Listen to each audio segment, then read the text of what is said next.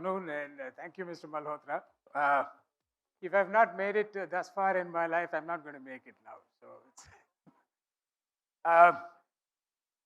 what is an old-fashioned professor of chemistry doing at an HR conference? I think, let me begin by saying that it is important that there be some representation of higher education, and that to higher technical education at an event such as this.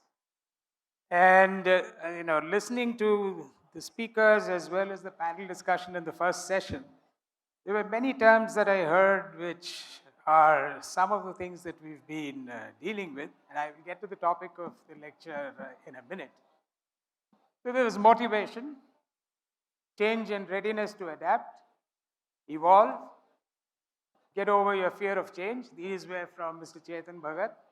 And on the panel discussion, we heard skill shortages, upskilling, supply side challenge, fight for recruiting skills, attrition, prediction of skill requirements, ability to learn, talent and learning, close to the customer, is integrate what is important to the customer, cognitive skills, problem solving, creative and critical thinking, communication, and so on. And I think the subject matter of my brief presentation today will address some, if not all of these, and at least a method by which it can partly be addressed. Of course, I think the problems are too complex to have any one solution address all of them. The slides will just be placeholders so that you have something to focus on while I speak. But yes, the future indeed is fuzzy, the future is uncertain. And we heard of even the difficulty to predict what skills are going to be essential in the coming years, the next 2 or 3 years. And therefore, you require people to be creative and find paths not only for themselves, but for their organizations and for their co-employees or colleagues. Now, what are the qualities that will make such pathfinders? One has to be creative. We heard that in the morning. One has to be reflective. I think I heard that adjective also. Agile, because things are just changing so fast around us that at the workplace, people are going to have to be agile virtually every day of their lives. Brave, because decisions have to be taken which will deal with matters which have never arisen before, questions which have not arisen before. Resilient, because you have to dig deep down and draw upon your reserves, because failures will be frequent and will be significant, but then one always gets over those failures by resilience. One has to be able to move into different roles, address different challenges, and be collaborative at the workplace. And I believe that the topic for discussion today is one way by which we have, and more generally, many institutions around the world have helped address or helped organizations address such challenges. So we'll focus on the work-integrated learning. The term work-integrated learning is a little over 100 years old. It was coined in 1904 at the University of Cincinnati, and it was largely meant to address the process by which you get a college-going population industry-ready. And typically this is accomplished by sending them to industry for varying periods of time, alternating with the periods on the campus. And that's something which many institutions around the world do, including my own, BITS Pilani, where I've been for the last 35 years. And just to give you an idea of the scale, and it's an important part, although that's not the focus of what I'm going to speak about today, that we place about 6,000 students in industry for structured internships, which is the responsibility of the institution. And 3,000 of them for an 8-week internship, and another 3,000 plus for a 22-week internship. Now, the challenge we are now facing is this was done originally to get our graduates to be industry ready. The challenge we are now facing is that industry wants them to be ready when they actually go for the internship. So the internship itself is no longer a stepping stone to the profession. It is expected to be something that the candidates are ready for when they come. So that's a general definition of work-integrated learning. But today we will focus on work-integrated learning in the specific context of addressing the continuing education and the skill gaps of employed professionals, which is something that we have been trying to address over the last 5 decades, and which I think is something that should be scaled up by efforts of industry, the government, as well as good educational institutions. So what is work integrated learning? As I said, the origins are in moving the classroom to the industry for short periods of time. However, in the more specific sense in which I'll be talking about work integrated learning today, it is actually the transformation of the workplace itself into the classroom. So we are talking about continuing education, which is delivered to working professional as an intentional part of their curriculum. They will be engaged in the workplace. So there will be a complete alignment between what they do at work and the kind of education that they are admitted to. It is a collaborative effort where the university, the employer, and the employee will enter into a sort of an agreement where it is agreed that the education will benefit the employee as well as the employer, and the education will reflect itself in increased efficiency and performance at the organization. And that's the intent of the work integrated learning experience. It is intended to be transformative at the workplace. So one of the fundamental tenets is that an employee is also a full-time student. So we do not pace the program differently for our students in the work integrated learning programs. It does offer flexibility. You can slow down the pace if you so desire, but the expectation is that since the education is so closely integrated with the work, you will be able to do it at more or less the pace at which any student would normally do it who is doing it full time. And that's just because of the fact that your work is very closely intertwined and connected to the curriculum that you're going through as part of the program. The workplace is your laboratory. That doesn't mean that we do not have other laboratories, but the workplace gives you an opportunity to experiment something that you learn in the classroom on a continuous basis.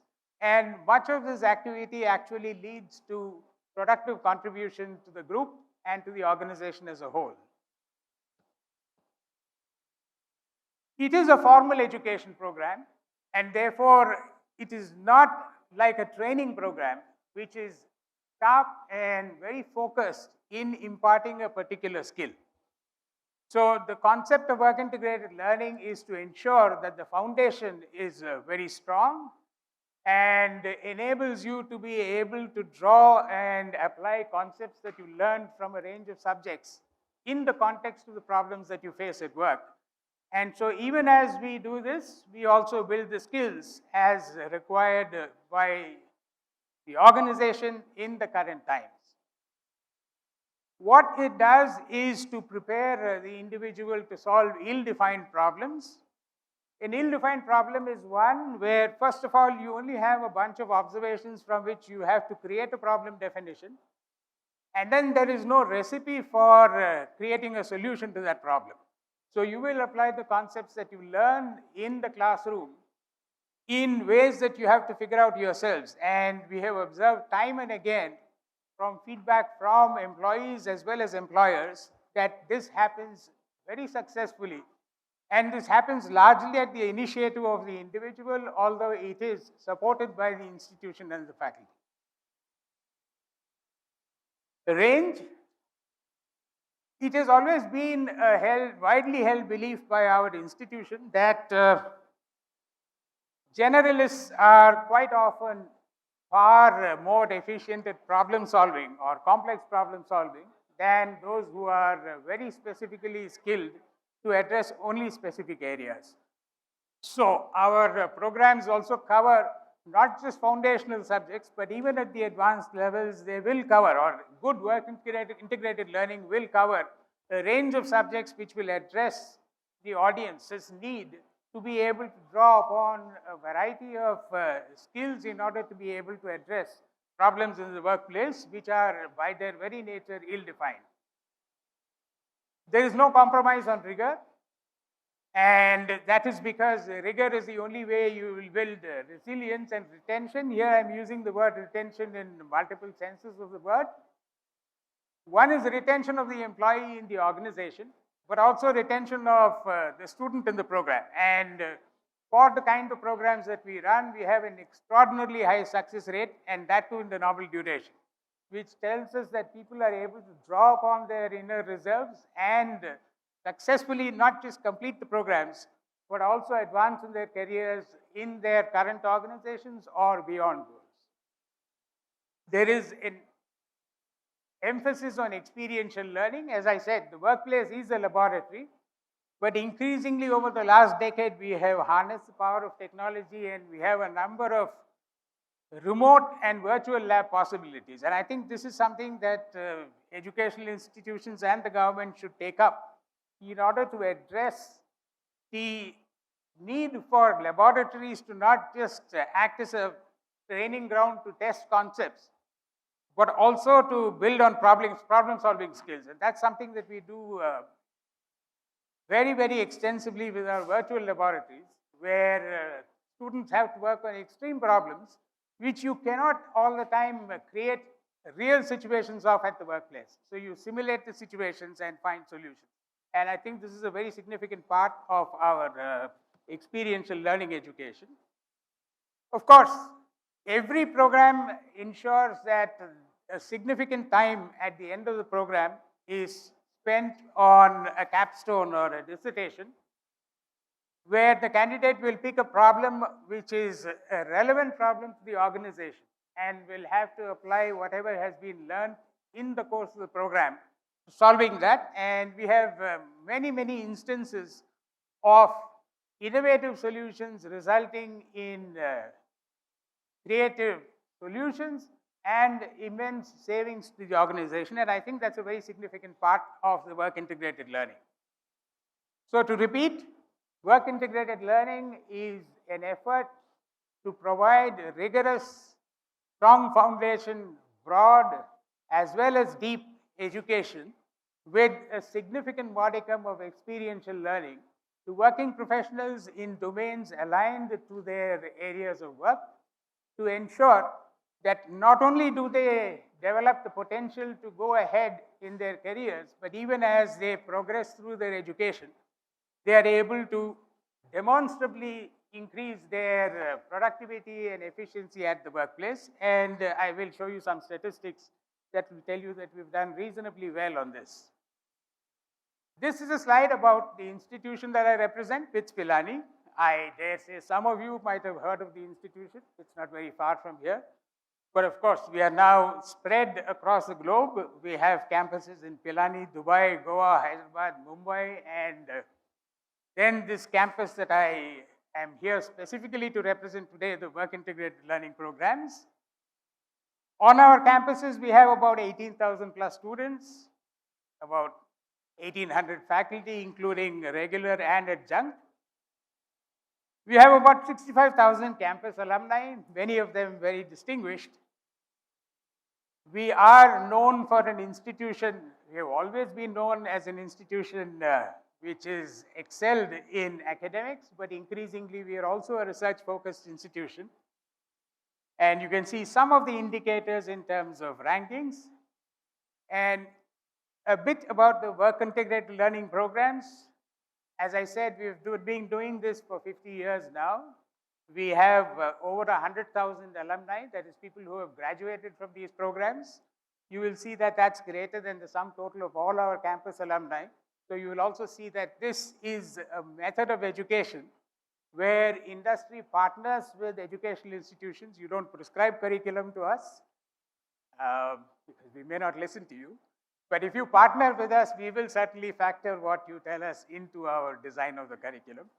And it has an immense potential to address the skill needs that the nation faces, as well as the improved performance that industry needs. And of course, it channels a lot back into the institution in terms of understanding of challenges that need to be addressed at the academic institution.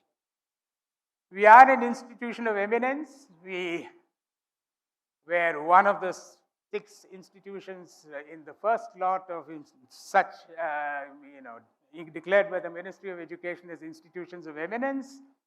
And we have a history as a deemed to be university for a little over, close to 60 years, 58. And as an institution for a little over a century, we began as a small pathshala about 117 years ago. The last 2 slides are to give you a sense of the presence and impact of the work integrated learning programs. But please bear in mind, the intention of the talk was to focus on work integrated learning as a concept. But this is just to tell you that there is no sector which cannot be influenced by such an approach. We have a presence in all of these sectors. Of course, IT and ITES is our largest sector, but we have a significant presence in all of the other sectors. And the last slide, which is another way of measuring our presence and impact. We have about 38, close to 40 programs, 42 plus years of educating working professionals, 50 years of being in the space of work integrated learning, 90 plus corporate clients or partners, 1,100 plus faculty members, 35,000 enrollment, and 100,000 plus graduates. So that, in a nutshell, is work integrated learning. The bell has gone, so I will be happy to meet any of you outside and take any of your questions. No, so we can have the one question, the elusive one question, and then we can have a one-on-one. Anyone wanting to ask a question, you can raise a hand, that one question, and the mic would come to you.